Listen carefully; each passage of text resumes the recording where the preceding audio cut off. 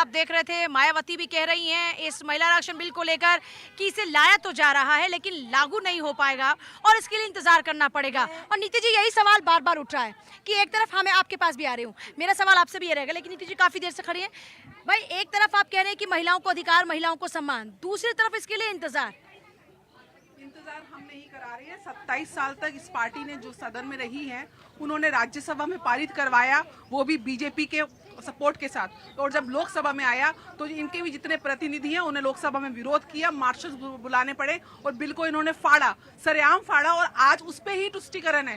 ये सोचने की बात है कि वंशवाद का विष, तुष्टीकरण का विष और भ्रष्टाचार के विष से भरी हुई ये पूरा संगठन जो आज नया बना है। आज खड़गे जी बोलते हैं कि आप केवल जो कमजोर महिलाओं को टिकट देते हैं। क्या ये अपमान नहीं है सुषमा स्वराज जी का? क्या ये अपमान नहीं है निर्मला सीतारमण जी का, जिन्होंने देश की अर्थव्यवस्था को 5वें नंबर पर पहुंचाया? क्या ये अपमान नहीं है उन्हें निर्मला सीतारमण जी का, जिन्होंने देश की रक्षा को 4थे नंबर पर पहुंचाया? क्या ये अपमान नहीं है जितने भी महिला सांसद हैं? और 2014 से पहले आप आंकड़े देखिए, 2014 से पहले केवल 59 जो सांसद थी वो लोकसभा में थी और आज 78 है बिना आरक्षण के। ये पहला मंत्रालय ऐसा है आज तक के इतिहास में कि जिसमें सबसे ज्यादा महिला सांसद और महिला कैबिनेट मिनिस्टर हैं। और यही प्रियंका गांधी जो कर्नाटक में बोलती थी कि मैं 40% आरक्षण दूंगी महिलाओं को, तो केवल एक कैबिनेट मंत्री मिलता है आपको। लड़की हूँ, लड़ सकती हूँ, लेकिन परिवार से बाहर किसी को चुन नहीं सकती। लड़की हूँ, लड़ सकती हूँ। इन्हीं के समाजवादी पार्टी में 2 ही सांसद हैं और दोनों ही परिवार से लगती हैं।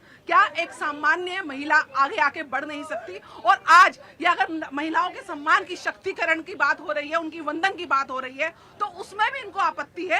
हंस के स्वीकार करिए, अभी पूरे दिन चर्चा होगी, इसमें क्या अमेंडमेंट्स आ सकती हैं। आप चर्चा में सकारात्मक भागीदार बनिए, ना कि नकारात्मक टिप्पणी देकर केवल इसको डिले करिए। और जो प्रोसेस है, जो प्रोटोकॉल है, क्योंकि 27 साल तक आप लेकर नहीं आ पाए, आज अगर ये पार्टी कर रही है। नहीं, मेरे सवाल का जवाब ये तो नहीं हुआ ना, आपने गिनवाया, हमने ये किया, हमने वो किया। मैं ये नहीं कह रही सारी विपक्षी पार्टी के जब नेता संसद में चर्चा होगी तो सबसे ज्यादा पर्चे ये उठाते हैं, सबसे ज्यादा माइक ये फेंकते हैं, सबसे ज्यादा टेबल पे ये हाथ मारते हैं। इन्होंने क्या किया, इसका अंजाम वो भुगत रहे हैं। लेकिन एक सवाल तो सबके जहन में है ना कि आप इसी वक्त पे लागू कर रहे हैं, तो इसी वक्त पे उसका पूरा इम्प्लीमेंटेशन होना चाहिए था ना। आपके एक प्रश्न का जी देखिए, जो सरकार की नीयत पे आज सवाल खड़ा कर रहे हैं, मैं उन्हें याद दिला दूं, ये वही मोदी सरकार है जिसने ये कहा कि 370 हट सकता है, हम हटा के दिखाएंगे। जब से मेरी पार्टी का जन्म हुआ तब से लेकर आज तक हम जो बात करते थे हमने करके दिखाया।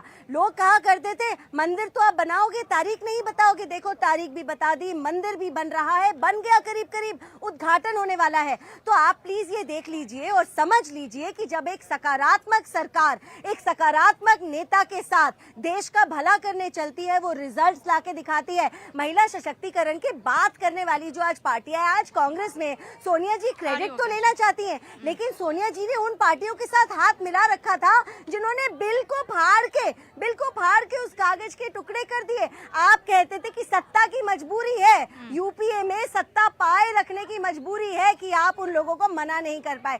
भाई, हमें तो हिम्मत है अपनी पार्टी के मैनिफेस्टो में भी इस बात को लाने की और जमीन पर इसका सच दिखाने की। एक आखिरी बात से मैं अपनी बात खत्म करती हूँ। देखिए, जब आप महिला सशक्तिकरण की बात करते हैं ना, आप केवल कोटा सिस्टम, केवल आरक्षण पर नहीं रुक सकते।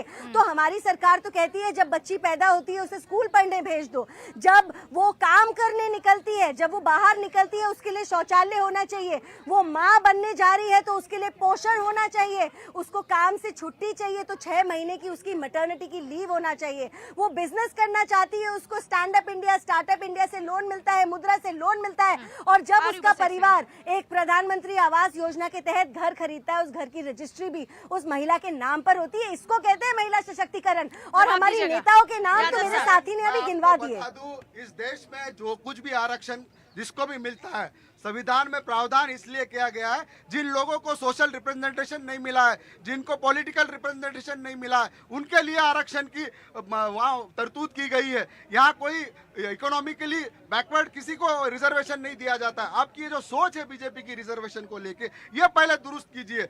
कॉन्स्टिट्यूशनल राइट है, कोई भी रिजर्वेशन के अंदर वो इनैक्ट है। आपने जब अमेंडमेंट 73 किया तो कॉन्स्टिट्यूशन, उसी के अंदर प्रावधान था SC ST को उसमें अकोमोडेट करे। अब OBC 1992 में मंडल आयोग के बाद आया, तो मंडल आयोग को भी कॉन्स्टिट्यूशनल राइट्स मिलता है, तो OBC को भी अकोमोडेट करना चाहिए। कांग्रेस और माइनॉरिटी की बात करती है, आरक्षण बिल्कुल महिला विधेयक में देना चाहिए, बिल्कुल महिला विधेयक, सभी माइनॉरिटी की देश में जितनी भी माइनॉरिटी है सबको मिलना चाहिए। सुन के लीजिए मैडम, आपके अंदर नहीं बोला हूँ, सुन के लीजिए। ये सब बातें आपने मुर्मू जी के अपॉइंटमेंट का साथ दिया, कब होने वाली है? ट्राइबल महिला है ना, वो आदिवासी महिला है। आपने मणिपुर में ट्राइबलों के साथ क्या किया पूरा देश दे चुका है। आप सुनिए मैडम, आप इधर उधर की बात मत कीजिए, हम महिला सशक्तिकरण पे बात कर रहे हैं। मैं आपके सामने तथ्य रखता हूँ, अगर आपकी सही में मंशा सही होती, ये बिल विदाउट सेंसस जो जनगणना होनी है 2021 से प्रलंबित है। इस देश के अंदर 2011 में जनगणना हुई थी और उसके बाद 2 साल से मोदी सरकार ने जनगणना नहीं की। विदाउट जनगणना ये पॉसिबल है, विदाउट डिलिमिटेशन ये पॉसिबल है। ये आप जानते हैं, ये एक शगुफा है, ये एक जुमला है, ये चुनावी जुमला है मैडम। हमारी नेता ने आसपास स्पष्ट तौर पर कहा है, आप रखिए 2024 में। एक सेकंड जादव साहब, आपको साथ देंगे। जादव साहब मेरा एक एक मिनट, सवाल है। आपकी नेता रोज कह रही हैं अपना ही था, आपने जाने क्यों दिया? 2010 में क्यों कराया नहीं था आपने उसको मैडम, पुश आपको किया? मैं बता दूं 2010 के बाद 2014 तक आपने क्या कॉन्स्टिट्यूशनल किया? अमेंडमेंट है मैम, पढ़ाई करके आई है। कॉन्स्टिट्यूशनल अमेंडमेंट करने को 2/3 मेजोरिटी लगती है राज्यसभा में। उस वक्त ये पारित हो सकता था, लेकिन उस वक्त की गवर्नमेंट के पास वो मेजोरिटी नहीं थी। 2014 में सरकार तो चला रही थी ना। वादा करके देश के साथ नहीं, पर आप आए, सुनिए, आप सरकार तो चल रही थी ना आपकी। अब अभी तक क्यों नहीं जादव किया? साहब, जादव साहब, हो? तब से आप एक बात कह रहे हैं कि हमारे पास मेजोरिटी नहीं थी, सरकार तो चला रहे थे ना आप। प्रधानमंत्री तो था ना यूपीए का, मैडम, कानून, था ना, कॉन्स्टिट्यूशन, था ना। संविधान ये सब देता है। जब सरकार को ये सब चीजें संविधानिक दायरे में रह के करनी सरकार पड़ती है। चलाने का मकसद क्या होता है? सरकार में अगर देश को प्रधानमंत्री मिला हुआ है तो उसका मतलब सबकी विचारधारा हो सकता है अलग अलग हो, लेकिन सबका जो विषय है वो तो एक रहता है ना। कर दीजिए ना 300 धारा अपने एक रात में मैं हटा दी। आपसे एक सवाल पूछ रही हूँ, आप मैं इनसे तो सवाल पूछ रही हूँ, 24 में मैं आप आपसे एक implement सवाल कीजिए, पूछ रही हूँ। कांग्रेस आपके साथ मैं है। कह रही हूँ कि आप सरकार तो चला ही रहे थे ना, ये लॉजिक तो यहाँ पे नहीं चलता ना। जब सरकार चला सकते तो ये कहना तो सही नहीं है ना कि हमारे पास बहुमत नहीं था। बाबा साहब अब इनके अम्बेडकर के पास दिए राज्यसभा हुए के अंदर संविधान बहुमत से नहीं है, चलती है, अब इनके संविधान पास के राज्यसभा अकॉर्डिंग के इस अंदर देश की बहुमत नहीं है, तो सरकार राज्यसभा चलती के है। अंदर भी पारित नहीं होगा क्या? देखिए, आप बार बार ना पंचायती इलेक्शंस की दुहाई देते हैं। जो काम वो किया मैं मानती हूँ अच्छा किया, क्योंकि मैं अच्छे को अच्छा बोल सकती हूँ। आप क्यों नहीं ये काम कर सकते? आप क्यों नहीं अच्छे को अच्छा बोल सकते? ये कमी क्यों है कांग्रेस और हमारे कांग्रेस नेता के ने तो साथियों आज में? संसद क्यों में ये कहा कमी है? मैडम, अच्छा, और अगर हम केवल समर्थन बिल कर रहे हैं इंट्रोड्यूस और करने क्या की क्या बात सुनना है, चाहेगी आप? सबके पास कहाँ वापस समर्थन लौट आप कर रहे हैं? वापस इसको आप लौट समर्थन रही हूँ। कहते हैं? वापस, इसको समर्थन करेंगे। छोटा सा ब्रेक मुझे लेना होगा, छोटा सा ब्रेक ले रहे हैं।